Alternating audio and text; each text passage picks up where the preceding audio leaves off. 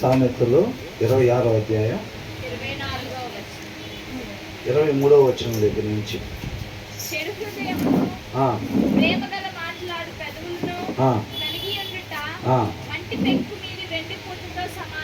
ఏంటంట?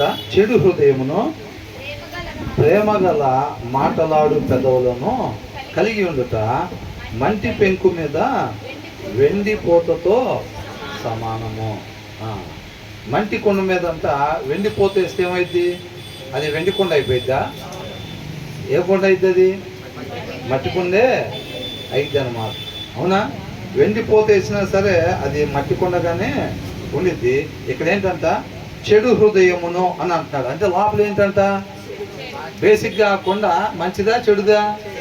చెడుదంట. హృదయం మంచి హృదయం కాదు, చెడు హృదయం అంట. చెడు హృదయంను ప్రేమ గల మాటలాడు పెదవులను అని అంటే, మంచి హృదయం అయితే ప్రేమ గల మాటలు వస్తాయి. కానీ ఇక్కడ హృదయం ఎలాంటిదంట? చెడు హృదయం అంట. మాటలు మాత్రం మంచిగా ప్రేమ కలిగిన మాటలు. అంటే కోటింగ్, సిల్వర్ కోటింగ్ వేశారనమాట. సిల్వర్ కోటింగ్ వేసినంత మాత్రాన అయ్యి మంచి హృదయం కాదు. అలాంటి వాళ్ళు అనేక మంది ఇప్పుడు ఉంటున్నారు అన్నమాట ఈ దినాల్లో. అవునా? వాక్యం చదవరు, కానీ వాక్యం చదివిన వాళ్ళు, క్రీస్తులో నాటబడి ఉండే వాళ్ళు ఎలా ప్రవర్తిస్తారో, ఎలా మాట్లాడతారో దాన్ని నేర్చుకుంటున్నారు. అవునండి. దాన్ని మనమేమనుకున్నాం? నిజంగా డబ్బులు ఉన్న వాళ్ళు ఏం చేస్తారు? ప్యాంట్లు ఎలాగున్నా, షర్ట్లు ఎలాగున్నా వాళ్ళు పెద్ద హోటల్స్కైనా మామూలుగా వెళ్ళిపోతూ ఉంటారు. కానీ డబ్బులు లేని వాళ్ళు ఏం చేస్తారంటే, డబ్బులు ఉన్నవాడు ఎలాగుంటాడో ఆ పద్ధతి నేర్చుకుంటూ ఉంటారు. వాళ్ళు ఎలా నడుస్తారు, జోబులో చేపెట్టుకొని నడవటం, వాళ్ళు ఎలాంటి డ్రెస్సింగ్ వేసుకుంటారు, లేకపోతే అలాంటి బేసిక్ వీళ్ళ జోబులో చూస్తే డబ్బులు ఉండవు, కానీ వాళ్ళ నడిచే విధానం, వాళ్ళు చూసే విధానం అది నేర్చుకుంటూ ఉంటారు అన్నమాట. అవునా? చాలామంది కూడా ఏం చేస్తారంటే, దేవుళ్ళలో నాటబడి ఉండరులే కానీ నాటబడి ఉండే వాళ్ళు ఎలా ప్రవర్తిస్తారో ఆ ప్రవర్తనని నేర్చుకుంటూ ఉంటారు అన్నమాట. అవునా? రేపు ఏం చేస్తారు? అగ్ని ద్వారా టెస్టింగ్ జరిగిద్ది అనమాట. జరిగిద్దా లేదా? ఆ టెస్టింగ్ జరిగినప్పుడు ఏమైంది? నిలబడిద్దా పోయిద్దా? రంగు పోయిద్ది. ఈ నటన మొత్తం, ఇక్కడ వేషధారణ మొత్తం కూడా పోయిద్ది. ఇక్కడ జనాన్ని మోసం చేయొచ్చు మనం. అంతరంగంలో చెడును పెట్టుకొని వాక్యమయ్యున్న దేవుడు లేకుండా ఉండే హృదయాన్నే చెడు హృదయము అంటున్నారు. అవునా? ప్రేమ కలిగిన మాటలు మాట్లాడుతున్నట్టుగా కోటింగ్ వేసుకుని ఎంతమంది అయితే ఉంటారో, ఎంతమంది అయితే వేషధారణ జీవితం గడుపుతూ ఉంటారో వాళ్ళందరూ కూడా రేపు ఖచ్చితంగా దేవుడికి దొరికేవారుగా ఉంటారు. తర్వాత ఏమంటున్నారు? పగవాడు పెదవులతో మాయలు చేసి అంతరంగంలో కపటము దాచుకుని. పెదవులతో మాయలు చేస్తాడనమాట. అంటే అంతరంగంలో ఏముందంట? కపటము దాచుకుంటాడు అన్నమాట. అంతరంగంలో ఏముందంట? కపటము దాచుకున్నాడు. కానీ బయటికి ఏం చేస్తున్నాడు? పెదవులతో మాయ చేస్తున్నాడు. దానికి ఏమనుకున్నాం మనం? ఇప్పుడే బయటికి వెళ్ళి వచ్చాం ఫ్యామిలీతో అంటే, మంచి విషయం చెప్పారక్క, చల్లటి మజ్జిగ తాగినట్టు ఉంది అని అనుకుంటారు. కానీ లోపలేమో మండిపోతూ ఉంటుంది లావాలాగా. బయటికి పెదవుల మీద మాయ చేస్తున్నారు అన్నమాట. మంచి మాట చెప్పారు. ఏంటక్క, ఏంటి కొద్దిగా లేట్గా వచ్చారంటే, కొద్దిగా వాకింగ్ చదువుకొని వచ్చేసరికి లేట్ అయింది, 10 అధ్యాయాలు చదువుకొని వచ్చానంటే, అవునా సంతోషం అక్క, చదవాలి మనం బాగా అని అంటారు. లోపల మళ్ళీ లావా మండిపోతూ ఉంది. వేరే వాళ్ళు కొద్దిగా మా ఇంటి పక్కన వాళ్ళకి బాగోకపోతే వాళ్ళని కొద్దిగా రాత్రి ఎవరు లేకపోతే హాస్పిటల్లో జాయిన్ చేసి అక్కడే ఉండి ఇందాక దాకా అక్కడే ఉండి వచ్చాము అని అంటే చాలా సంతోషం ఉంటారు. లోపల అక్కడ బుక్లో రాసి ఉంటారు, ఒక రోజు మొత్తం మిగతా వాళ్ళకి పరిచయం చేశారంటే చాలా మార్కులు సంపాదించుంటారు అక్కడ దేవుడి దగ్గర అని అనుకుంటారు. అవునా? లోపల ఎలా ఉంటుందంట? లావా పొంగిపోతున్నట్టుగా ఉండేది. బయటికి మాత్రం సంతోషం అక్క, మనం అలాంటివి చేయాలి, నేను కూడా ఎప్పుడెప్పుడు అట్లాంటి అవకాశం దొరికిద్దా అని చూస్తూ ఉంటాను అని చెప్పి పెదాలతో మాయలు చేస్తూ ఉంటారు అనమాట. లోపల ఏం దాచుకుంటారంటే అంతరంగంలో కపటం దాచుకుంటారు. దేవుడు ఏం చూస్తాడు? అంతరంగాన్ని చూస్తాడు. అంటే ఆయనకి మాయలు కనపడతాయా లేకపోతే కపటం కనపడిద్దా? కపటం కనపడిద్ది. జనానికి ఏంటంటే పెదాలతో చేసే మాయే కనపడిద్ది, కానీ దేవుడికి అంతరంగం కనపడిద్ది అన్నమాట. అవునండి. కాబట్టి ఏంటంటే పైన వచ్చిన వాళ్ళు ఏమైనా ఉంది? చెడు హృదయం. వాళ్ళ హృదయం చెడుగా ఉంది. మంచి హృదయము అంటే వాక్యము కలిగిన హృదయము. మనిషి హృదయం బొమ్మ గీయాలంటే ఏమనుకున్నాం? ఆ వాక్యము కలిగిన హృదయాన్ని గీసినప్పుడు అది మనిషి ఉండాల్సిన హృదయము అన్నమాట. వాక్యం లేకుండా ఉట్టి హృదయం బొమ్మ గీసామనుకోండి, అది ఏం హృదయం? చెడు హృదయం అన్నమాట. ఉండకూడని రీతిగా ఉన్న హృదయం అన్నమాట అది. అవునా? మనిషి హృదయము అంటే ఎనీ టైము దేవుని మాటలు కలిగి దేవుని వాక్యం కలిగి ఉండాలన్నమాట ఆ హృదయం. మనిషి హృదయం దేవుని వాక్యం లేకుండా ఎప్పుడు కూడా ఉండకూడదు. ఎప్పుడెప్పుడు ఉండకూడదు అంట? ఎప్పుడు ఉండకూడదు అన్నమాట. ఎనీ టైం దేవుని వాక్యం కలిగే ఉండాలి. కాబట్టి అపవాది ఏం చేస్తాడంట? గుమ్మంలో కూర్చొని ఉంటాడు. ఎప్పుడెప్పుడు హృదయంలో వాక్యం లేకుండా దొరుకుతారా అని చెప్పి ఎదురు చూస్తూ ఉంటాడు. మనం ఎక్కడికి వెళితే అక్కడ తిరుగుతూ ఉంటాడు. ఎప్పుడైతే హృదయంలో వాక్యం లేకుండా దొరుకుతామో అప్పుడు ఆటోమేటిక్గా అటాక్ చేస్తాడు, ఒక్కసారిగా దూకుతాడు. అవునా? దొరికామంటే ఏం లేదు, ఎవరిని మింగుదామా అని చెప్పి చూస్తూ ఉంటాడు. హృదయంలో వాక్యం లేకుండా ఎవరు దొరికినా, అది పిల్లలైనా కావచ్చు, యవనస్తులైనా కావచ్చు, లేకపోతే బాప్తిసం తీసుకొని 25 సంవత్సరాలు అయిన వాళ్ళైనా కావచ్చు, చెప్పేవాళ్ళైనా కావచ్చు, వినేవాళ్ళైనా కావచ్చు, ప్రార్థన చేసేవాళ్ళైనా కావచ్చు, పాటలు పాడేవాళ్ళైనా కావచ్చు. అర్థమవుతుంది? హృదయంలో వాక్యం లేకపోతే కనుక ఎవరి దీపాన్ని వాళ్ళు చక్కగా చూసుకోవాలి. బుద్ధిగల కన్యకలు ఏం చేశారు? ఒక ఆమె అందరికీ పోతా ఉందా? ఎవరి దీపాన్ని వాళ్ళు జాగ్రత్తగా చూసుకుంటున్నాం. మనం కూడా వాక్యం అనే నూనె ఉందో లేదో ఎనీ టైం మనం చెక్ చేసుకుంటూ ఉండాలి. దేవుడితో మనకున్న సహవాసం ఎలాగుంది, మనం ఆత్మీయంగా ఎలాగున్నాం, బలంగా ఉన్నావా లేదా అనేది చెక్ చేసుకోవాలి. ఎనీ టైం కూడా మనం ఈ యుద్ధ పోరాటంలో ఉన్నట్టే, ప్రతి క్షణం కూడా అన్నమాట మనం యుద్ధ పోరాటంలో ఉన్నాం. కాబట్టి ఆ వాక్యం మన దగ్గర ఉంటేనే మనం గెలుస్తాంలే, కానీ లేకపోతే మనం పడిపోయే వారంగా ఉంటాము. కాబట్టి చెడు హృదయంగా మన హృదయం ఉండకూడదు అని అంటున్నాడు. అర్థమవుతుందండి? తర్వాత కింద ఏమన్నాడు? పగవాడి పెదవులతోనంత మాయలు చేసి పైనకి మాత్రం ఏం చేస్తాడు? మాయలు చేస్తాడులే, కానీ అంతరంగంలో కపటాన్ని దాచుకుంటాడు. తర్వాత ఏమనుంది? ఎలా మాట్లాడతాడంట? మంచి హృదయం కలిగినోడు ఎలాగైతే మాట్లాడతాడో, మంచి హృదయం కలిగినోడు ప్రేమగా మాట్లాడతాడు. 23వ వచనంలో ఉంది, చెడు హృదయమును ప్రేమగల మాట్లాడును అంటాడు. అంటే మంచి హృదయం ఉండేవాడు బేసిక్గా ప్రేమగా మాట్లాడతాడు అనమాట. అర్థమవుతుందండి? ఇలా హృదయం ఏమో చెడుది, కానీ మాటలు మాత్రం ప్రేమగా. అదే మంచి హృదయం కలిగినోడు ఈ కింద ఏం చేస్తాడంట? పెదవులతో మాయలు చేయను. అంటే ఆయన మంచిగా మాట, వాళ్ళు ఏదైతే లోపల ఉంటుందో అదే మాట్లాడతారు. కాబట్టి వీళ్ళు ఏం చేస్తారు? లోపల ఒకటి, బయట ఒకటి. మూడోది కూడా ఇక్కడ ఏమంటున్నారు? వాడు దయగా మాట్లాడినప్పుడు నిజంగా బేసిక్ లోపల దయ ఉందా? లోపల దయ లేదు, లోపల చెడు హృదయం ఉంది, స్వాభావికంగా వచ్చిన మూఢత్వం ఉంది. వాక్యం లేనప్పుడు ఏముంటుంది? ప్రతి ఒక్కరి హృదయంలో స్వాభావికంగా వచ్చిన మూఢత్వం ఉండిద్ది అన్నమాట ప్రతి ఒక్కరికి. అర్థమవుతుందండి? ఎవరైనా కానీ, అది బాప్తిసం తీసుకున్నా తీసుకోకపోయినా, పుట్టి క్రైస్తవులైనా, మధ్యలో వచ్చినా ఎవరైనా సరే వాక్యం చదవని వారి హృదయంలో ఆ మూర్ఖత్వమే ఉండిద్ది. మంచిగా ఉండాలనుకుంటారు కానీ ఉండలేరు. ఎవరి హృదయంలో అయితే దేవుని వాక్యం సమృద్ధిగా ఉండిద్దో అప్పుడు వాళ్ళు వాక్యానుసారంగా ఉంటారు. నడిపించేవాడు ఆయన అన్నమాట. అవునా? అందుకనే అంటున్నారు యుద్ధం యెహోవాదే అని అంటున్నారు. ఎప్పుడు? ఆయన్ని మన హృదయం మీద అధికారం ఆయనకి ఇచ్చినప్పుడు, మన జీవితం మీద అధికారం ఆయనకి ఇచ్చినప్పుడు అప్పుడు యుద్ధం యెహోవాదైంది. లేకపోతే యుద్ధం ఎవరిదైంది? మనదే. వాక్యం చదవకుండా అది అలమరలోనే పెట్టుంచామనుకోండి, ఆయన అక్కడే ఉంటాడు, మనమే యుద్ధం చేస్తున్నారు. ప్రతి సెకండ్ ఓడిపోవటమే మన పని. అవునా? కానీ ప్రతి సెకండ్ ఏమనుకుంటాం? గెలవాలి గెలవాలి గెలవాలి అనుకుంటూ ఉంటాం, కానీ ప్రతి సెకండు ఓడిపోతానే ఉంటాం. ఎందుకని? మనకు చేత అయింది అంతే. ఈ మనిషి అనే వాళ్ళకి దేవుడు లేకుండా చేసే ప్రతి పోరాటంలో ఓటం తప్ప జయం అనేది ఉండదు. కాబట్టి వాక్యమైన దేవుని నిత్యం మనం కలిగి ఉండాలి. వాడు దయగా మాట్లాడినప్పుడు వాడి మాట నమ్మకము ఏమున్నాయి అంట? హృదయంలో ఏమున్నాయి అంట? ఎందుకని? బేసిక్గా హృదయం అట్లాంటిది చెడు హృదయం అది. అవునా? చెడు హృదయము, వాక్యం లేని హృదయం. కాబట్టి ఏముందంట? వాని హృదయంలో హేయ విషయములు కలవు. ఉండకూడని అతను హృదయంలో ఉన్ని, కానీ బయటికి ఏం మాట్లాడుతున్నాడంట? దయగల మాటలు. వాడు దయగా మాట్లాడినప్పుడు వాని మాట నమ్మకము అని అంటున్నాడు. అర్థమవుతుందండి? ఇది మనం ఎలా కనిపెట్టవచ్చు అసలు? ఎవరన్నా ఒకరు చెప్పండి, ఇది ఎలా తెలిసి? ఇప్పుడు లోపల పాత్ర మట్టి పాత్రే, అవునా? పైనంతా సిల్వర్ కోటింగ్ వేశారు, ఇంత కూడా గ్యాప్ లేకుండా మొత్తం సిల్వర్ కోటింగ్ వేసేసారు. మరి అప్పుడు ఎలా తెలిసింది అది మట్టి పాత్ర అని మనం?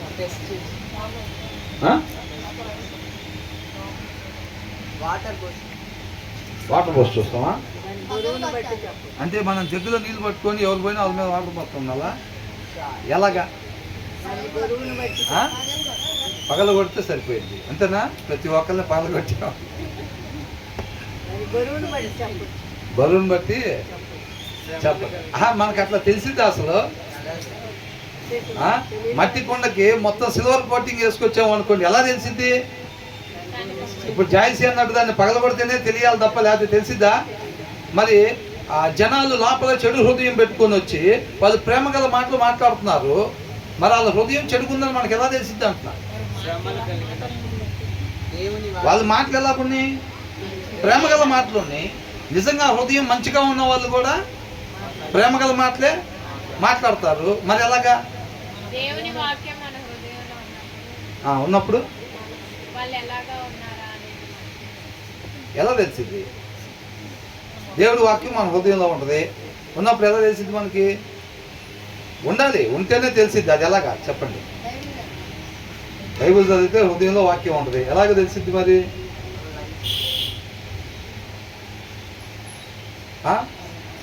మనం అంత ముందు వచ్చిన వాళ్ళు ధ్యానించుకున్నప్పుడు ఏమొచ్చిందంటే, ఎదుటి వారి యొక్క హృదయంలో వాళ్ళ అంతరంగంలో ఉండే భావోద్రేకాలు తెలుసుకోవాలంటే ఆయన ఒక వివేకం మనకు ఉండాలి అని ఉంది. అర్థమవుతుందండి? మన ఈ సామెతలు మొత్తం కూడా జ్ఞానానికి వివేకానికి, దేవుడి యొక్క జ్ఞానానికి ఆయన యొక్క వివేకాన్ని మనం పొందుకోవటం ఎలాగా అనేది నేర్చుకుంటున్నాం. దాని యొక్క ప్రాముఖ్యత మనిషికి ఎంత అవసరమో అనేది మనం తెలుసుకుంటున్నాం. ఆ వివేకం, దేవుని వివేకం మనకి లేకపోతే ఎదుటి వారి యొక్క హృదయంలో అంతరంగంలో ఏముందో మనకి తెలియదు. అది ఎప్పుడు నేర్చుకున్నామంటే ఏ వచ్చిన దగ్గర అంటే, కొంతమంది బయటికి లోపల చాలా బాధ ఉంటుంది, కానీ వాళ్ళు బయటికి ఏముంటారు? ఏం బ్రదర్ ఎలాగున్నారు అని అంటే హ్యాపీ అన్న, బాగున్నాం అంటారు. కానీ లోపల వాళ్ళకి చాలా బాధ ఉంటుంది, ఏదో తెలియని పరిస్థితుల్లో వాళ్ళు ఇబ్బంది పడుతూ ఉంటారు అన్నమాట. కానీ బయటికి ఎలా ఉంటారు? అంత హ్యాపీ బ్రదర్, బాగున్నాం అని అంటారు. ఇలా హృదయంలో వాక్యం లేదనుకోండి, వీళ్ళ దగ్గర వివేకం జ్ఞానం లేదనుకోండి, ఏమంటారు? ఓకే హ్యాపీ అని అంట అని ముందుకు వెళ్ళిపోతారు. కానీ లేదు, మీరు ఏదో విషయంలో కొద్దిగా ఇదవుతున్నట్టున్నారు బ్రదర్, ఏంటి పర్లేదు చెప్పండి బ్రదర్, ప్రేమలో బ్రదర్ ఏముంది అని అంటారు. ఎవరు?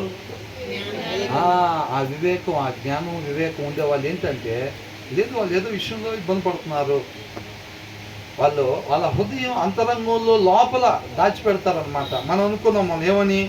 చెప్పుడు మాటలు వింటే ఏమైందంట? గాసిప్ అనేది ఎలా ఉంటుంది? రుచిగల పదార్థములు వంటివి అని ఉంది, అవునా? అవి ఏం చేస్తాయంట?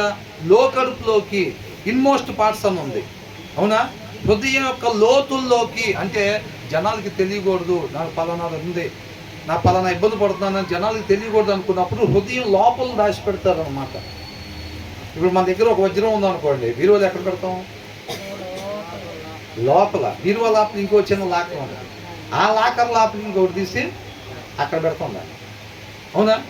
ఈ చీరల గీరలు ఇవన్నీ అనుకో అరల్లో పెట్టేసుకుంటాం, కానీ మనకి ఆ వజ్రాలు ఎక్కడ ఉంటాయి?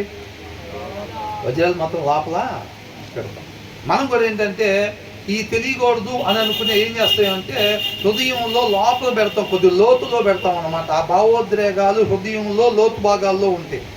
పైన మాత్రం అందరిలో కలిసిపోవాలి, సరే ఎందుకు అందరికీ చెప్పటం, నేను ఎలాగో ఇబ్బంది పడుతున్నాను వీళ్ళకి కూడా ఎందుకు చెప్పటం అని అనుకుంటారు, అవునా? కాబట్టి నేను ఉపవాసం ఉన్నానంటే ఏం చేయాలంట? వేదముఖం పెట్టుకొని, మేము వారం నుంచి తినలేదు, ఉంది ఉపవాసం పొద్దున్నుంచే, మనం పెట్టే మొహం మాత్రం వారం నుంచి తింటలేదు మేమని అందరు అడగాలని అందరి మొహాల్లోకి అదే పని చూసుకుంటా, ఏంటి ఇందాక నుంచి ఇట్లా చూస్తున్నారు ఏంటి అడగవేంది ఇంకా చాలాసేపు. సరిగ్గా తల కూడా దూకోకుండా స్నానం కూడా చేయకుండా వెళ్తే ఏంటి అట్లా ఉన్నామంటే ఉపవాసం ఉన్నాలే వాళ్ళని చెప్పచ్చులే అని. మనం ఉపవాసం ఉన్నప్పుడు ఎట్లా ఉండాలంట? తలస్నానం చేసుకొని ఎదుటి వాళ్ళకి డౌట్ రాకుండా ఉండేటట్టుగా ఉండాలంట. అంటే మరి ఇప్పుడు ఉపవాసం ఉన్నప్పుడు ఆకలేదా? మరి దాన్ని ఎక్కడ దాచారు? హృదయం లోతుల్లో దాచిపెట్టారు అనమాట. దాన్ని జనాలకి కనపడాలని కాకుండా హృదయం లోతుల్లో దాన్ని దాచిపెట్టి పైకి మాత్రం ఫాస్టింగ్ లేని వాళ్ళు ఎలాగైతే ఉంటారో, ఉపవాసం లేని వాళ్ళు ఎలాగుంటారో నువ్వు అలాగా ఉండాలి అని అంటున్నాడు. అర్థమవుతుందండి? ఈ చెప్పుడు మాటలు చెప్పే వాళ్ళు ఉంటారు చూసారండి, ఆ లోతుల్లో ఉండేదానికి అక్కడికి చేరుకుంటాయి, నిన్ను ప్రభావితం చేస్తాయి, నీ ఆలోచనని ప్రభావితం చేస్తాయి ఆ మాటలు అంటున్నారు చూసారా, అట్లా అన్నమాట. ఆ విషయాలు మనం తెలుసుకోగలగాలి. ఇప్పుడు కొంతమంది చూస్తే ఆ జ్ఞాన వివేకాలు, దేవుడి యొక్క జ్ఞానం వివేకం ఉన్న వాళ్ళు, బ్రదర్ మీరు రాపోయారు ఇక్కడ డ్రాప్ చేస్తాను కదా లేకపోతే అడిగానంటే వెళ్ళిపోయారు బ్రదర్ ఎందుకని ఏంటి అట్లా అడిగారు కదా అన్నావు అన్న, వాళ్ళ వెనకాల ఉద్దేశం వేరు, ఆ వెనకాల ఉద్దేశం అది పైకి అట్లా అడిగేళ్ళే కానీ లోపల మొత్తం పని ఉందాడికి అని చెప్తారు. ఎలాగా అది అర్థమైపోయి సిల్వర్ పెయింట్ వేసాడు, సిల్వర్ పెయింట్ వేసినా అది లోపల మట్టి పాత్ర అన్నా అని చెప్తున్నారు. ఎలా చెప్తున్నారు? ఆ వివేకం అర్థమైపోయింది, వాళ్ళు ఎందుకు వచ్చారో అర్థమైపోయింది, ఎప్పుడు రాని వాళ్ళు మందిరానికి వచ్చారు ఏంటి విశేషం అర్థమైపోయింది అంతే. ముసుగు కరెక్ట్గానే ఉంటుంది, డ్రెస్సింగ్ కరెక్ట్గానే ఉంటుంది, వైట్ డ్రెస్సు, కానీ ఎలా తెలిసింది మరి ఆ బ్రదర్కి ఆ సిస్టర్కి? అది అర్థమవుతుందండి. పైన సిల్వర్ పెయింట్ కానీ ఉండగానే లోపల పాత్ర ఏదో తెలుసుకునే భాగ్యం దేవుడు మనకి ఇస్తాడనమాట. ఆయన జ్ఞానం, ఆయన వివేకం మనకి ఉండాలి. అవునా? ఇప్పుడు అంతకుముందు కూడా ఇంకొకరు చెప్పారు ఏమని, స్టేజీ మీద అంటే అద్భుతాలు ముందే ప్లాన్ చేసుకుంటారంట, కాంట్రాక్ట్ మాట్లాడుకుంటారు. 26 మంది స్వస్థతలో జరిగినట్టుగా వచ్చి చేయేస్తే ప్రార్థన చేయగానే పడిపోయి తనుకునేటట్టుగా తర్వాత స్వస్థత జరిగిందని మేము వచ్చేటప్పుడు భయంకరం కడుపుతో వచ్చాం. ఇప్పుడు వచ్చి అయ్యగారు ప్రార్థన చేసిన తర్వాత చేయగానే మాకు కడుపులో నొప్పి పోయింది, నాకు కళ్ళు కనపడలేదు, 2 కలిసి తీసుకొచ్చారు నన్ను. అయ్యగారు వచ్చి ప్రార్థన చేసిన తర్వాత నాకు ఇవాళ నాకు ఎవరు అవసరం లేదు, నేను చక్కగా నేను ఇంటికి నడుచుకుంటూ వెళ్ళిపోతాను అని చెప్పేవాళ్ళు. ఇదంతా ముందే అరేంజ్మెంట్ అంట, ముందే మొత్తం అరేంజ్మెంట్ చేసుకుని వస్తారంట. 26 మంది అంటే ఒక ఏరియాలో పెట్టేటప్పుడు, ఒక ఓపెన్ మీటింగ్స్ పెట్టేటప్పుడు ఒక 26 మందిని ఇట్లా మాట్లాడుకుని వస్తే వాళ్ళ ముందే రిహార్సల్స్ కూడా జరుగుతాయి. ఎక్కడ? ఆ ముందే చర్చిలలో అక్కడ ఇక్కడ రిహార్సల్స్ జరుగుతాయి అనమాట. ఇట్లా చేయగానే ఇలా పడిపోవాలి, ఇలా తన్నుకోవాలి, నువ్వు ఇదని చెప్పాలి, నేను తర్వాత ఇట్లా అంటాను, నువ్వు తర్వాత ఇట్లా చెప్పాలి, మొత్తం రిహార్సల్స్ జరుగుతాయి, మాట్లాడుకొని వస్తారు. అది మొత్తం ఇంకా స్టేజ్ మీద మీటింగ్ అయిపోగానే ఆ ప్రార్థన చేస్తారు, రండి అని అంటారు, అనగానే ఆటోమేటిక్ ఇల్లు వచ్చేస్తారు. మరి అప్పుడు కొత్తగా వచ్చిన వాళ్ళకి ఎలా తెలిసింది ఇదంతా? మొత్తం సిల్వర్ పెయింట్ కరెక్ట్గా ఉండిద్ది, మరి ఎలా తెలిసింది? ఆ కార్యాలు దేవుడు ఆత్మ ద్వారా జరుగుతున్నాయా, ముందే అరేంజ్మెంట్ ద్వారా జరుగుతున్నాయా అనేది ఎలా తెలిసింది?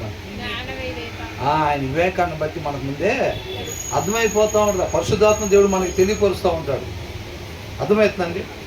కాబట్టి ఏంటంట, వాడు దయగా మాట్లాడినప్పుడు అంటే ఎక్కడ ఇంత కూడా గ్యాప్ లేకుండా పెయింట్ చేశాడు చక్కగా. ఎట్లా మాట్లాడుతున్నాడు? 23వ వచనంలో ప్రేమ గల మాట, 24వ వచనంలో పెదవులతో మాయ. మాయ అంటే ఏంటి? డూప్లికేట్ నోట్, నచ్చం 500 రూపాయల నోట్ లాగా చేసినప్పుడు పెదవులతో వచ్చే మాటలు. మంచి హృదయం కలిగినోడు ఎట్లా మాట్లాడతాడో, చెడ్డ హృదయం కలిగి మంచి హృదయం కలిగినోడు మాటలు మాట్లాడుతున్నాడు చూసావా, అది మాయ అంటే. ఇప్పుడు ఆల్రెడీ బేసిక్గా చెడు హృదయం కలిగినోడు చెడ మాటలు మాట్లాడతాం, అది మాయ. అది మాయ ఏం కాదుగా, వచ్చేయేగా. చెడు హృదయం పెట్టుకొని మాటలు మాత్రం మంచి హృదయం కలిగినోడు మాటలు మాట్లాడుతున్నారు చూసారా, అది మాయ అంటే. అదేంద్రా టోపీలో పౌరం లేదే, టోపీ చూపించాడు, మ్యాజిక్ అంటే ఏంది? ఆల్రెడీ పౌరం టోపీలో పెట్టి దాన్ని తీయటం మ్యాజిక్గా? టోపీ చూపించి, ఏం లేని టోపీ చూపించి దాంట్లో నుంచి పౌరం తీస్తే అది మ్యాజిక్, అది మాయ. ఇక్కడ ఏంటంటే హృదయం ఎలాంటిదంట? చెడుదంట. దాంట్లో నుంచి ఏం చేస్తున్నాడు? ప్రేమగల మాటలు, దయగల మాటలు చేసి మాయ చేస్తున్నాడు పెద్దలతో. హృదయం చెడుది, బయట ఎలివేషన్ మొత్తం మంచి హృదయం కలిగినోడు ఏం చేస్తాడు? అది చేస్తున్నాడు. ఎక్కడి నుంచి వస్తున్నాయిరా? లోపల హృదయం అంతా చెడేనే, కానీ బయటికి ఏం తెస్తున్నాడు? మంచి హృదయం కలిగిన దాంట్లో ఏమవుతాయి? 5 ఎత్తున్నాడు బయటికి, ప్రేమగల మాటలు, దయగల మాటలు, ఈ వలికెత్తున్నాడు అన్నమాట. పెద్దలతో మాయ చేస్తున్నాడు. మాయ చేసి కపటం లోపల దాచిపెడుతున్నాడు. వాడు దయగా మాట్లాడినప్పుడు ఏంటంట? వాడి మాట నమ్మకము. మరి నమ్మకుండా ఎట్టుంటావు? నీకు తెలియదు కదా లోపల హృదయం చెడుదని, అవునా? ఆ వివేకం ఉన్నప్పుడే మనకి అర్థమైంది ఎవరు నటిస్తున్నారు, ఎవరు నటించట్లేదు. అర్థమవుతుందండి. కొంతమంది వచ్చి భయంకరంగా నటించేస్తూ ఉంటారు. ఇప్పుడు ఇక్కడైనా పరిచర్య దగ్గర అయినా కానీ అక్కడ కావచ్చు, ఇక్కడ నటించేవాడు ఎక్కడైనా నటిస్తాడు. ఒకసారి స్టార్ట్ చేస్తే యాక్షన్ అన్న తర్వాత మళ్ళీ కట్ అన్న దాకా ఇంకా యాక్టింగ్ ఆగదు, జరుగుతూనే ఉంటుంది, అవునా?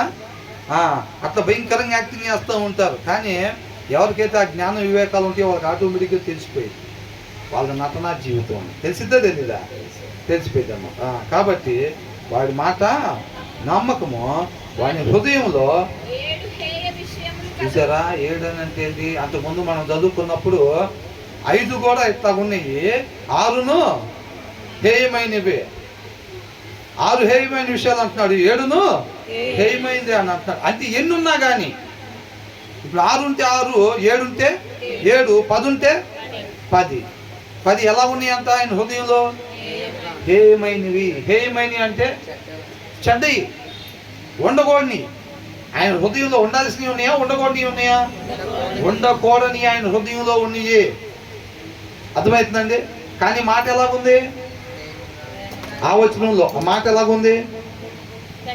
దయగల మాటలు మాట్లాడుతున్నాడు సార్. లోపలంతా చెత్త, స్వాభావికంగా వచ్చిన మూఢత్వం ఉందన్నమాట. లోపల బైబిల్ చదవడు, ఇంటి దగ్గర ప్రార్థన చేయడు. సంతోషం అక్క, చల్లటి మాట చెప్పావక్క, సంతోషం బ్రదర్. రాత్రి అంతా వెళ్ళి పరిచయం చేసి వచ్చారు ఇంటి పక్కన వాళ్ళకి హాస్పిటల్లో. చాలా సంతోషం, నాకు భోజనం చేసినట్టుంది, డిన్నర్ చేసినట్టుంది, అలాగుంది ఇలాగుంది అని చెప్పి మాయలు, కపటపు మాటలు, ప్రేమగల మాటలు, అవునా, దయగల మాటలు మాట్లాడుతున్నారు అన్నమాట. ఆ లోపలే ఉందంట హృదయంలో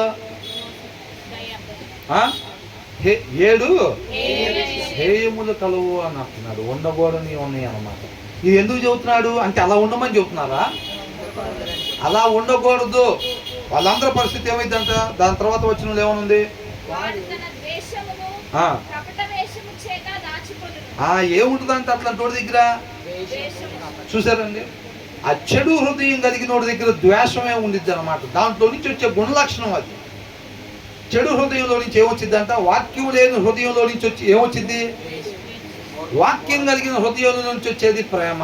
నిన్ను వల్లే నీ పొరుగు వారిని ప్రేమించు అనేది. వాక్యం లేని హృదయమో, చెడు హృదయమో, దాంట్లో నుంచి ఏమొచ్చింది? ప్రేమకు ఆపోజిట్ ద్వేషం. అర్థమవుతుందండి? అదేం చేస్తాడంట? వాడు తన ద్వేషమును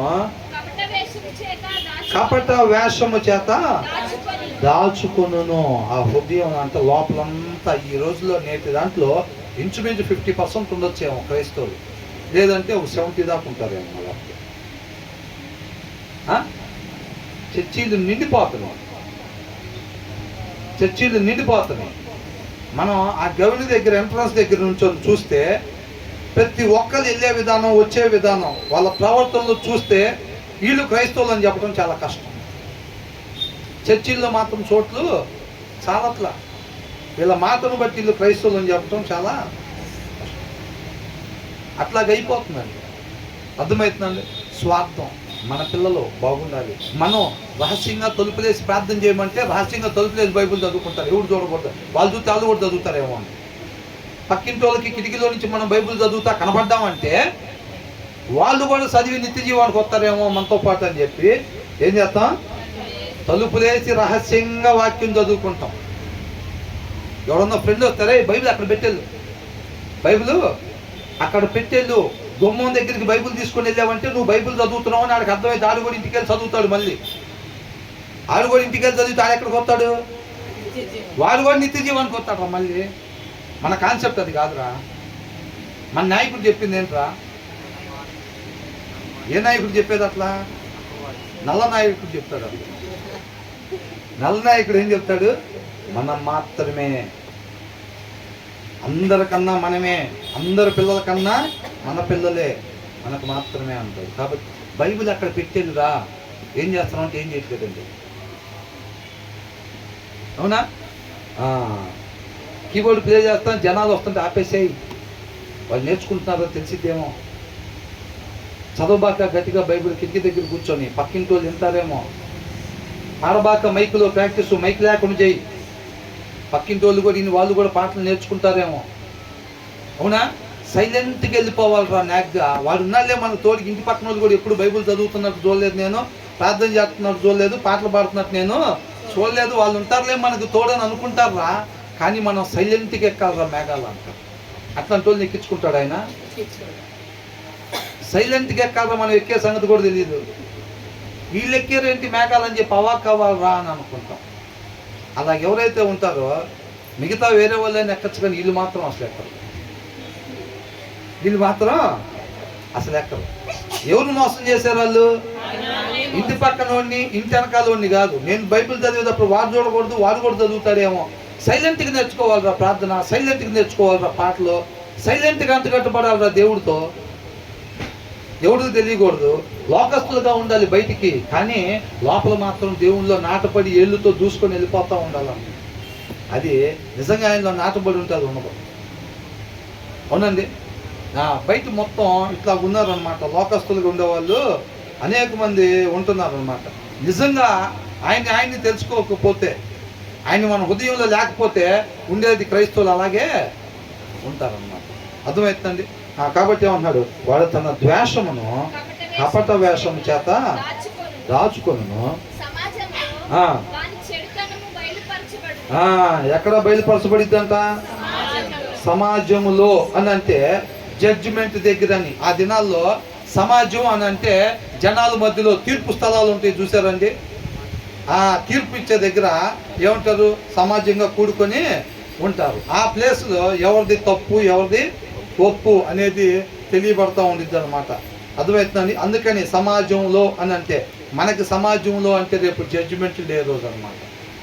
అది ఒరిజినల్ సిల్వర్ పాట లేకపోతే మట్టి పాత్ర అనేది అక్కడ తేలిపోయింది. సమాజంలో దాని సంగతి తేలిపోయింది అనమాట. రేపు ఆయన ముందర నిలబడినప్పుడు అందరూ చూస్తూ ఉంటారా లేదా? అది నెంబర్ 1 సిల్వర్ కోటింగ్, ప్రేమ కలిగిన మాటలు, దయగలిగిన మాటలు. సంతోషం అక్క, ప్రైజ్ లాడ్ అక్క, బ్రదర్ ప్రైజ్ లాడ్ బ్రదర్, రండి బ్రదర్ మా ఇంటికి ఎప్పుడన్నా అని అంటారు. ఉట్టిదే లోపలేమో వీళ్ళు వచ్చారని మళ్ళీ ఖర్చు అయిద్దామని. అది కూడా ముందు వచ్చిన వాళ్ళు చూసాంగా, అవునా? అదేం చేస్తారంటే ఆ లోపల లెక్కలు వేసుకుంటారు. తినండి బ్రదర్ 2 ఇడ్లీలు అని అంటాం. ఆ 2 ఇడ్లీలు టిఫిన్ పంపించాను, లోపల లెక్కలు వేసుకుంటారంట. అలాంటి వాళ్ళ దగ్గరికి వెళ్ళి తినచ్చా తినకూడదా? తినకూడదని రాసు. అవునా? నాకైతే సామెతలు అయిపోతుంటే ఒక రకమైన బాధ. మరలా వస్తే బాగుండదు. సరేలే మనం చివరికి వెళ్ళేసరికి ఉంటామో లేదో, మళ్ళీ ఎందుకు ఆయన కృప ఉంటే మళ్ళీ వద్దాం సామెతల దగ్గరికి అని అట్లా. అవునా కదండి? కాబట్టి ఏం చెప్తున్నారు ఇక్కడ? దయగలిగిన ద్వేషమునంతా కపట వేషంతో దాచుకున్నాను. సమాజంలో అట్లాంటి వాళ్ళ సంగతి బయలుపరచబడింది అనమాట. ఆటోమేటిక్గా రేపు అసలు సంగతి అక్కడ తేలిపోయింది. ఇక్కడ విశ్వాసపు కోట్లు వేసుకొని ఆత్మీయ ముసుగులు వేసుకొని ఉన్నారు, చూసి భలే మేనేజ్ చేస్తాం. ఇంతవరకు పట్టుకోలే 18 years ఇండస్ట్రీ అన్నట్టుగా. ఏంటంట 18 సంవత్సరాల నుంచి మహా అన్నట్టుంది. ఇంతవరకు పట్టుకున్న వాళ్ళు లేరు.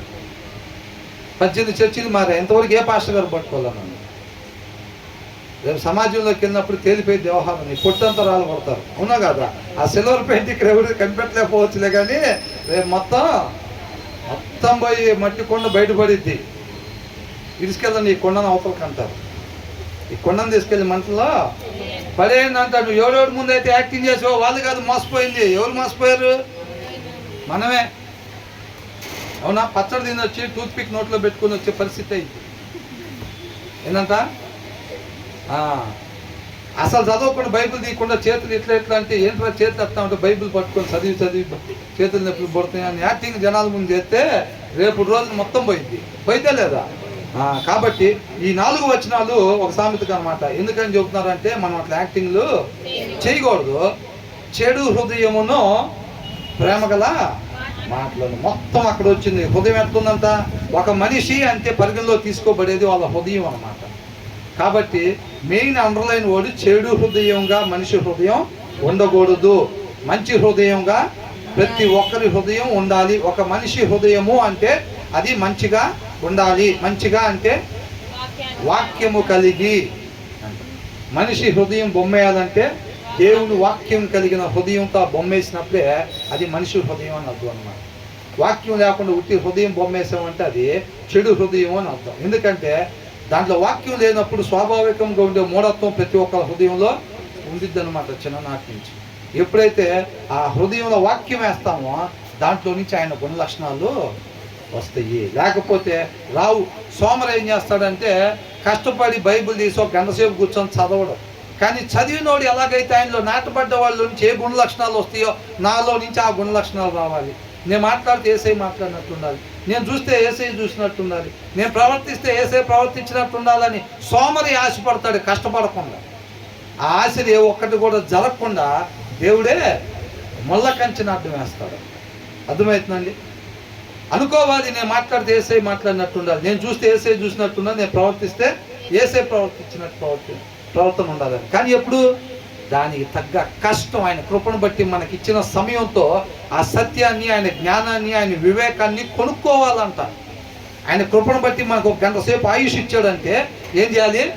బైబిల్ తీసుకుని ఆయన పాదాల చెంత ఆ సమయాన్ని గడపాలి, ఇన్వెస్ట్ చేయాలి, పెట్టుబడిగా 1 గంట సేపు సమయాన్ని పెట్టి ఆ సత్యాన్ని కొనుక్కోవాలని చెప్తున్నారు. ముందు వచ్చిన వాళ్ళు ఉందా లేదా? అది 1 గంట సేపు మా వాళ్ళు అవుతాయి. మేము ఎక్కడికి కూడా ఎందుకు రావటం అని అంటే, మేము రాకపోతే పెద్ద విశ్వాసం లేదు, వాళ్ళు చర్చికి రావట్లేదు ఈ మధ్య అని అనుకుంటారు. కాబట్టి చర్చికి కంపల్సరీగా వస్తాం. ఇంటి దగ్గర చదువుతున్నామో లేదో బయట జనాలకి తెలియదుగా. కానీ చర్చికి రాకపోతే ఏమనుకుంటారు? 2 వారాల నుంచి రాకపోతే ఏమనుకుంటారు చెప్పండి ఒకరి గురించి? ఇప్పుడు నేను 2 వారాల నుంచి చర్చికి రావట్లేదండి, కానీ ఊర్లోనే ఉంటున్నా, ఏమనుకుంటారు? బ్రదర్కి ఈ మధ్య భక్తి తగ్గిపోయినట్టు, దేవుడి మీద ఇష్టం తగ్గినట్టుంది. అర్థమైపోతుందిగా మనకి. ఊళ్ళోనే ఉన్నారంట. ఆ కాలనీలో ఉండేవాళ్ళు వేరే వాళ్ళు మన చర్చకు వస్తారు అని చెప్పారు. లేరా అంటే బాల్కన్లోనే కూర్చొని ఉన్నారండి, మేము వచ్చినప్పుడు కనబడుతున్నారు.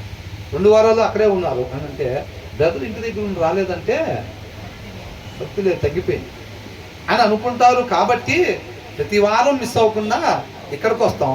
ఇంట్లో మనం చదివేది ఎవరికి కనపడదు కదా. కాబట్టి అందుకని మేము చదవం. చర్చికి మాత్రం మిస్ అవ్వం, ఇంటి దగ్గర బైబిల్ మాత్రం తీయము. అంటే జనాలకెళ్ళి చూపు అన్నమాట, ఆయనకెళ్ళి కాదు చూపు.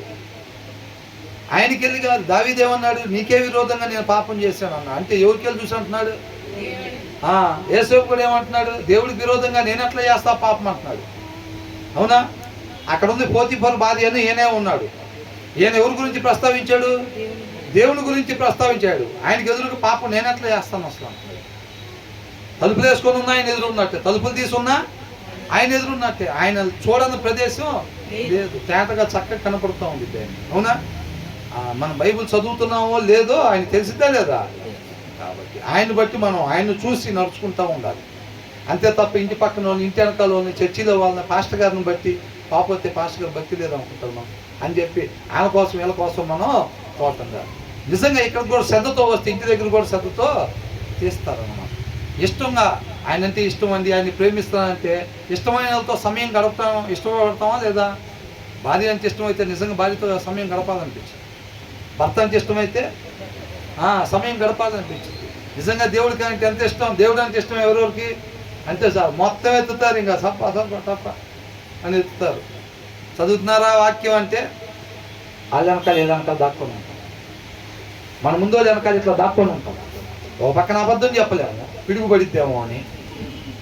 అట్లని నిజం చెప్పి చదవట్లేదంటే, అవునా వాక్యం చదవలేదు, కొంచెం దూరం కూర్చోండి మీరు అంటారేమో అని చెప్పి ఆ వెనకాల దాక్కుంటూ ఉంటాం. అవునా? కాబట్టి మనం వాళ్ళ చెడు హృదయం కలిగి మనం ఉండకూడదు, మంచి హృదయం కలిగి ఉండాలి. మంచి హృదయము అని అంటే దేవుని వాక్యము. తర్వాత ఏమంటున్నారు? అబ్బా ఏందంట? బైబిల్ తీసుకుని వెళ్ళబాకరా గుమ్మం దగ్గరికి, అది అక్కడ పెట్టేళ్ళు, వారితో మాట్లాడొచ్చి మళ్ళీ చదువుకోరా, కూర్చొని సైలెంట్గా వెళ్ళాలి నిత్య జీవానికి అని అంటాడు. అంటే వీళ్ళ ఉద్దేశంలో ఏంటంటే, జడ్సన్ ఇక్కడున్నా, అంటే వాళ్ళ ఉద్దేశంలో ఏంటంటే ఆ వచ్చినోడు గుంట దవ్వేరాడు. ముందు ఏం చేశారు? వచ్చినోడు ముందు గుంట దవ్వేరాడు పడాలి గుంటలో, బైబిల్ చదవకుండా. వాడు చదవకూడదు, మనమే చదవాలి. నువ్వు బైబిల్ తీసుకుని వెళ్ళినప్పుడు వాడు కూడా చదువుతాడు మళ్ళీ. అవునా? నువ్వు మైక్ తీసుకుని వెళ్ళి ఏంటక్క అని అన్నావంటే నువ్వు పాటలు ప్రాక్టీస్ చేస్తావు అనిపించింది, నువ్వు మైక్ ఆడ పెట్టేది ముందు. అవునా కదా?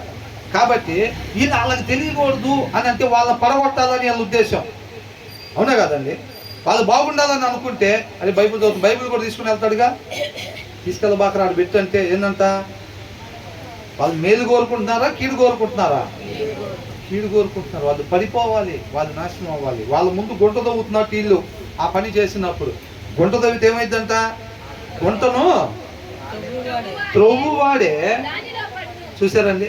ఆయన కార్యాలు ఆశ్చర్యకారు.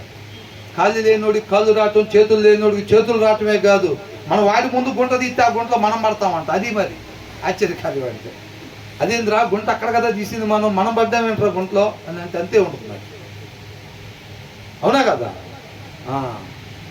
అర్థమవుతుందండి? కాబట్టి ఇదేంటంటే గుంట ఎవరెవరికైతే మనం ఎవరెవరు నాశనం అయిపో మనం మాత్రమే బాగుండాలిరా అని ఎవడైతే అనుకుంటారో వాళ్ళు మాత్రమే నాశనం అయిపోతారు. ఏమైందంట?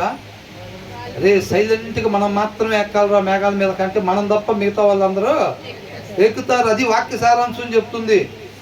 ఆయనలో నాటబడి ఉంటే ఈ సౌలు తెలివితేటలు రావు. సౌలు కూడా ఏమంటాడు?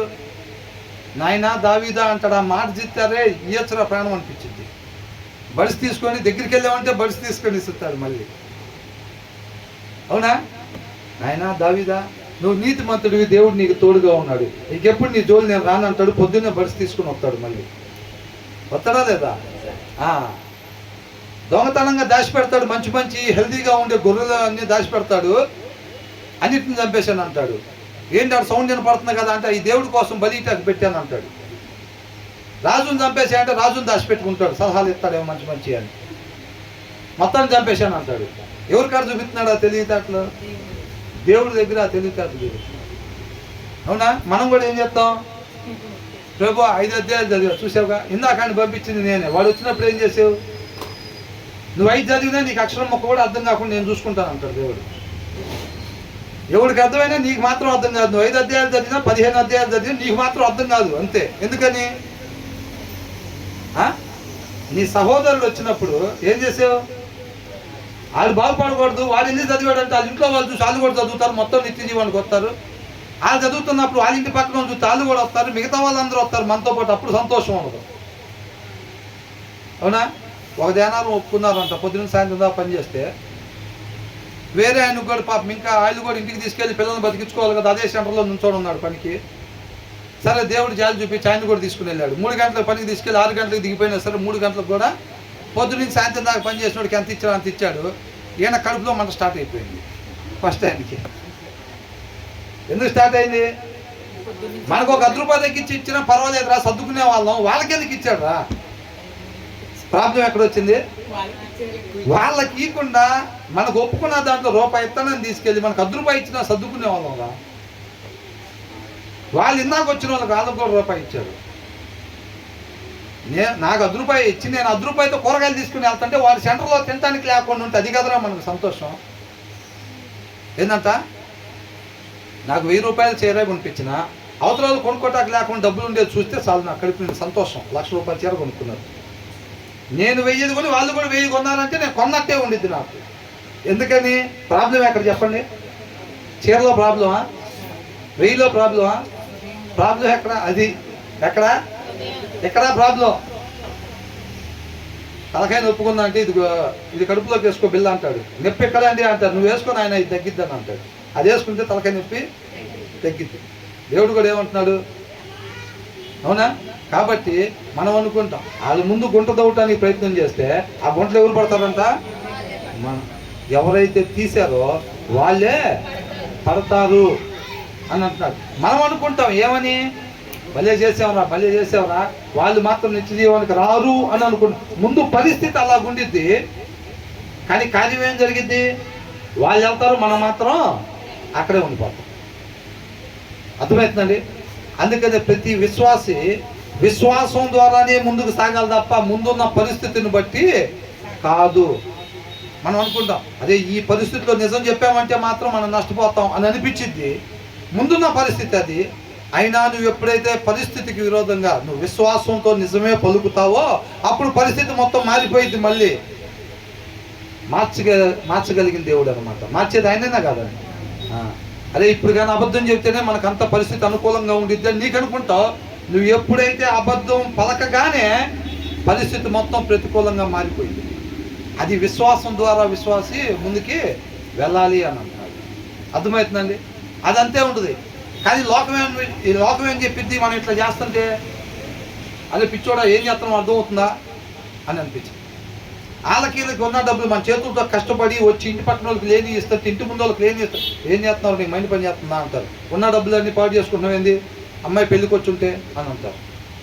అమ్మాయి పెళ్లి సంగతి దేవుడు వాళ్ళ అవసరతలో ఉన్నారని తెలిసినప్పుడు మనం ఎప్పుడైతే డబ్బులు తీసుకెళ్ళి వాళ్ళకి ఇస్తున్నామో అప్పుడే పెళ్లి సంగతి దేవుడు చూసుకుంటాడు. అవునా కదా? అప్పుడే పెళ్లి సంగతి దేవుడు చూసుకుంటాడు. ఆయన పాదాల చెంత పెళ్లి విషయం పెట్టినట్టే అప్పుడే మనం ఇంటి ముందు వాళ్ళ విషయం ఎప్పుడైతే పరిస్థితి బాగలేదో, అవసరంలో ఉన్నారన్న మాట నీ చెవును పడంగానే నువ్వు వెళ్ళిపోయి తీసుకెళ్ళి ఇచ్చావో, అప్పుడే నీ ఇంట్లో పరిస్థితులు అన్నీ ఆయన పాదాల చెంతకి వెళ్ళిపోయినాయి. అర్థమవుతుందండి? అది విశ్వాసం ద్వారా ముందుకెళ్తామండి. అమ్మో ఈ డబ్బులు అట్లా ఇచ్చామంటే రేపు పిల్ల పరిస్థితి ఏంటి, సంబంధాలు చూస్తున్నావు అసలుకే.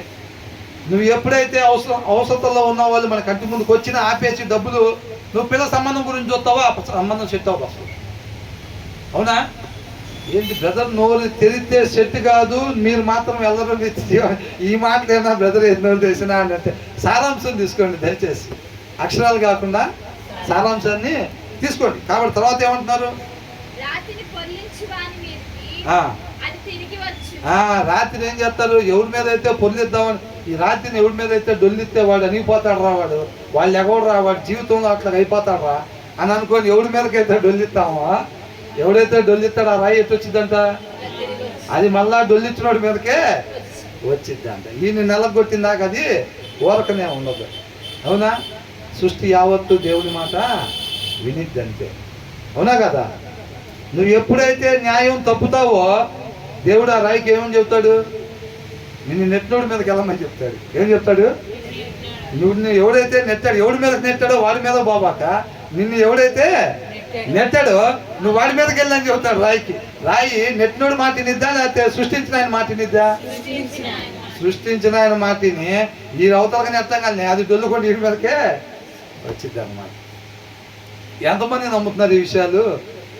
భలే కామెడీ మాటలు చెప్పారు బ్రదర్ వాళ్ళ అని అనుకుంటారు. కామెడీ ఇదంతా కామెడీ కాదు. మనం కానీ అట్లా ప్రవర్తించడం పోయామంటే మాత్రం ఖచ్చితంగా ఆయన సత్యమే మాట్లాడే దేవుడు, సత్యమైన దేవుడు. ఏది చెప్పాడో అదే ఖచ్చితంగా జరిగింది అంతే. అవునండి? కాబట్టి మనం చాలా జాగ్రత్తగా ఉండాలి, సత్యంలో నాటబడే ఉండే వాళ్ళంగా ఉండాలి. ఇవన్నీ ఎక్కడ చేయాలి? ఇలాంటి జీవితం మనం ఎక్కడ ఉండాలి? మంచి హృదయం కలిగి, ప్రేమ గల మాటలు మాట్లాడుకుంటా, దయగలిగిన మాటలు మాట్లాడుకుంటా, నిజంగానే ఎక్కడ ఇదంతా చేయాల్సింది? అందరూ దయగలిగిన వాళ్ళ దగ్గర కాదండి. ఈ లోకంలో చెడు హృదయాలు మధ్యలో మంచి హృదయం కలిగి ఉండాలంట. అందరూ దాచుకునే వాళ్ళ మధ్యలో దానం చేసేవాడిగా ఉండాలి నువ్వు. ఇంటి పక్కన 2 స్టేర్లు బిల్డింగ్ వేస్తాడు, ఇంటి వెనకాల 4 ఫ్లోర్లు వేస్తాడు, నువ్వు మాత్రం ఉన్నాయి ఇమ్మంటా ఉంటాడు పరిశుద్ధాత్మ దేవుడు లోపలండి. ఏమంటాడు?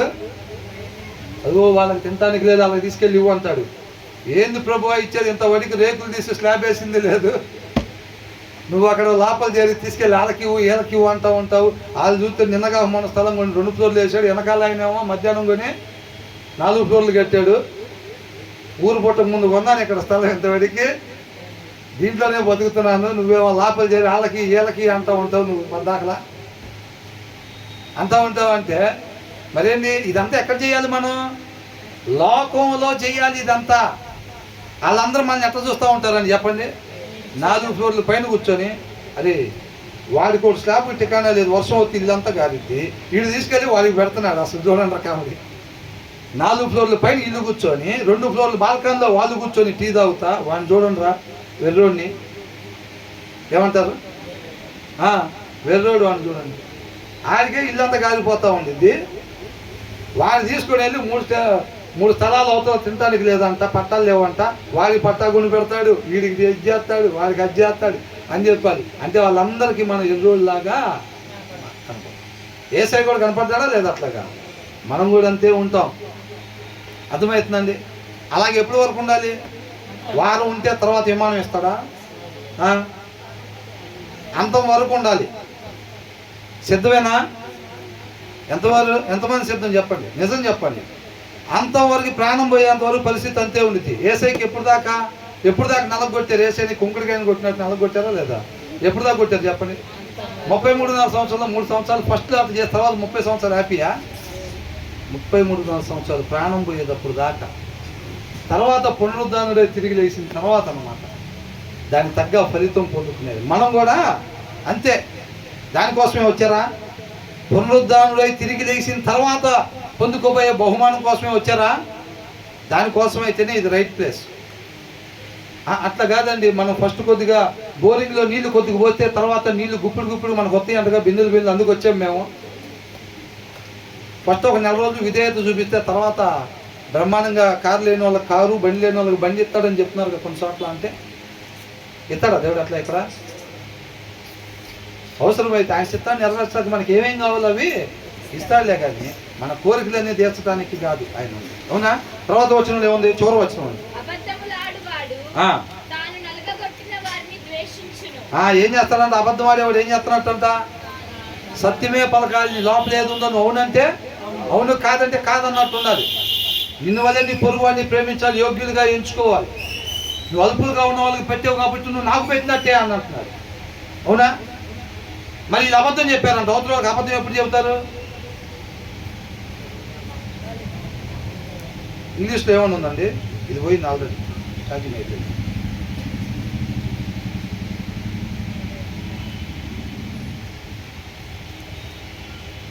వీళ్ళు ఎవరినైతే నలగొట్టదామని అనుకున్నారో విక్టిమ్స్ అనే పదం వాడారు అక్కడ. బాధితులు అంటే వీళ్ళు అబద్ధం చెప్పి ఎవరినైతే బాధితులుగా చేస్తారో, ఎవరి దగ్గర అయితే వీళ్ళు అబద్ధాలు ఆడతారో వాళ్ళని వీళ్ళు నల్లగొట్టినట్టు అనమాట. వాళ్ళని ఏం చేస్తారంట? ద్వేషిస్తారు. అబద్ధములాడువాడు తాను నలగొట్టిన వారిని ద్వేషించును. వాక్యం ఏం చెబుతుంది? ప్రేమించమని చెబుతుందా, ద్వేషించమని చెబుతుందా? ప్రేమించమని చెబుతుంది. ఇది ఏం చేస్తారంట? ద్వేషిస్తున్నారు. అంటే అబద్ధం ఆడచ్చా, ఆడకూడదా? ఆడకూడదు. నువ్వు ఒక వ్యక్తి దగ్గర అబద్ధం ఆడుతున్నావు అని అంటే ఆ వ్యక్తిని నువ్వేం చేస్తున్నావు? ద్వేషిస్తున్నావు. అర్థమవుతుందని చదువు.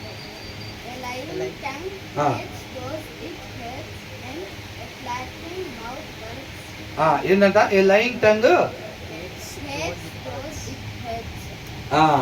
హేట్స్ అని అంటుంది. అంటే ద్వేషిస్తారంట.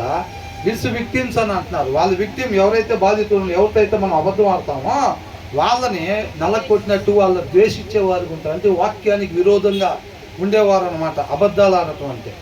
అర్థమవుతుందండి? అబద్ధాలు ఆడచ్చా, ఆడకూడదా? ఆడకూడదు. తర్వాత ఏమంటున్నారు? ఇచ్చకపు మాటలు, ఫ్లాటరింగ్ మౌత్ అని అంటున్నారు. పొగడతా అన్నా అసలు నువ్వు నడిస్తేనే మౌత్ కూడా ఏందంట? అక్క ఏం పాడేవక్క, అసలు ఏం చేసేవక్క ప్రార్థన, అన్నా ఏం చెప్పేవన్నా వాక్యం అని అంటే అవన్నీ కూడా దేనికి దారితీస్తాయి అంట? నష్టము, నశింపజేయటానికి. మనం వాళ్ళ పక్కనే కూర్చుంటాం. ఎవరన్నా చర్చిలో భలేగా నా షర్టు భలే ఉందన్నా అంటే రేపు వచ్చేవారు చాలా పక్కనే కూర్చుంటాం. ఆ గేట్ లోపలికి రాగానే ఎక్కడున్నాడు ఆ బ్రదరు? అక్కడ కూర్చో. అక్కడైతే అన్న అయితేనే పొగుడుతాడు, మామూలు అక్క అయితేనే పొగిడిద్ది. అదే వేరే వాళ్ళ పక్కన కూర్చుంటే సిస్టర్ బాగున్నాను, ప్రైజ్ లార్డ్ సిస్టర్, వాక్యం చదివారే వాళ్ళ అన్నారు అనుకో, రేపు నుంచి అక్కడ కూర్చున్నారు లేదు, ఇక అక్కడ కూర్చోటే అని అంటాం. ఇంకొక దగ్గర కూర్చున్నాం అనుకో, ప్రైజ్ లార్డ్ బ్రదర్ అంటే praise Lord brother, morning praise చేసుకుంటున్నారా లేవగానే అన్నాం అనుకో, చేసుకుంటున్నాం బ్రదర్ అని అంటారు. కానీ రేపు నుంచి ఆయన దగ్గర కూర్చోడు, వెళ్ళి వెనకాల ఎక్కడన్నా కూర్చుంటారు. అదే సిస్టర్ బాగున్నారా, ఏం కూర అంటే సిస్టర్ అని అంటే చికెన్ ఏం కూడా తీసుకొస్తారు గిన్నెలో. ఏం చేస్తారంట? గిన్నెలో చేస్తారు. పనికిరాని మాటలు మాట్లాడినప్పుడు రెండు కోయిన్సిడెంట్ అయినాయి, రెండు ఆత్మల కలయిక జరిగింది అక్కడ. నేను వాక్యం చదవలా, నువ్వు ఏం కూర అన్నావంటే నువ్వు కూడా చదవలా, నాకు అర్థమైపోయింది. ఏంటంట? వాక్యం చదివావా, ప్రార్థన చేసుకుంటున్నావా, కాకుండా ఏం కూర అని అడిగావంటే నీ హృదయంలో వాక్యం లేదు. నేను కూడా చదవకుండా వచ్చా కాబట్టి నీకు గిన్నెలో కూర పంపిస్తానని చెప్తారు. అర్థమవుతుందండి? అసలు బ్రహ్మాండంగా ఉందక్క చీర, ఎక్కడ కొన్నావు? బ్రహ్మాండంగా వాక్యం జరుగుతూ ఉండదు పక్కన, చీర బాగుంది, ఎక్కడ కొన్నావు అక్క? అదేం చేసిద్దంట? నశింపజేసిద్ది, మన నాశనానికి నడిపించిద్దంట. అది ఫ్లాటరింగ్ మౌత్ అని అంటున్నాడు. అవునా? పొగడ్తలు పొగుడుతూ ఉంటారు కొంతమంది. అర్థమవుతుందండి? డిఎల్ మోడీ గారికి అంట ఏం చెప్పారంట, మీరు బ్రహ్మాండంగా వాక్యం చెప్పారని అంటే, నువ్వు చెప్పేదే ఉంది, నీకన్నా ముందు సాతానే నాకు స్టేజీ దిగేటప్పుడు ఎదురే చెప్పాడు ఆ మాట అన్నారు. అదే మనమైతే అవునా బ్రదర్ బాగా చెప్పానా, తండ్రి భోజనం చేద్దామంట. ఏంటి? నాకు భోజనం అంటే నేను పాస్టర్ గారిని తెలుసు కదా, బాగా పేరున్న పాస్టర్ గారిని అంటే కనీసం 6 వెరైటీలు నాన్ వెజ్ ఉండేది నాకు. నాతో పాటు వచ్చారంటే మీరు కూడా ఇంకా బ్రహ్మాండంగా తినొచ్చు, రండి భోజనం చేద్దామని అంటారు, రండి టీ తాగుదాం అంటారు. ఎందుకని? పొగడతా 2 చెవులు కోసుకుంటారు కొంతమంది. అవునా?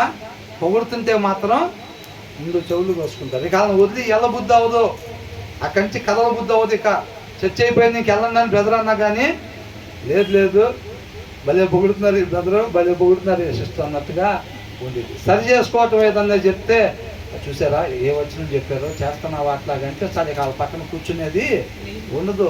సరి చేసే వాళ్ళంటే ఇష్టపడమన్నాను. అవునా? దానికి ఇష్టపడాలన్నమాట మనం. అట్లాంటి వాళ్ళని దేవుడు మన పక్కన ఉంచడం గొప్ప భాగ్యంగా ఎంచుకోవాలి. అర్థమవుతుందండి? కాబట్టి పొగడతలు ఎవరన్నా పొగిడితే బాగుండు, అట్లా బాగుండు, ఇట్లా బాగుండు. భర్తకి అన్నం పెట్టి ఎదురుగా కూర్చుంటాం, ముద్ద దారిలోనే ఉంటుంది. ఎలాగుంది ఏంటంట? ముద్ద దారిలోనే ఉంది, ఇంకా టేస్ట్ బడ్స్ దాకా కూడా పోలా. నాలుగు మీద పడితే ఆ టేస్ట్ బడ్స్ని బట్టి రుచి తెలిసిద్ది. ముందే కలుపుకొని ఇది తినకుండా రెడీగా ఉంటారు. రెడీగా ఉంది, ఎలాగుంది, ఇంకా తినలేదు, తిన్న తర్వాత చెప్తాను. అవునా? టీ పెట్టి ఫోన్ మాట్లాడుకుంటా, టీ పెట్టి ఆల్రెడీ పంచదార అయితే మర్చిపోయి ఏంటంట ఎలాగుంది. ఏసే అయితే ఏం చెప్తారండి? అదే మనమైతే భార్య బాధపడిద్దని బాగుంది భలే ఉంది అని. అవునా?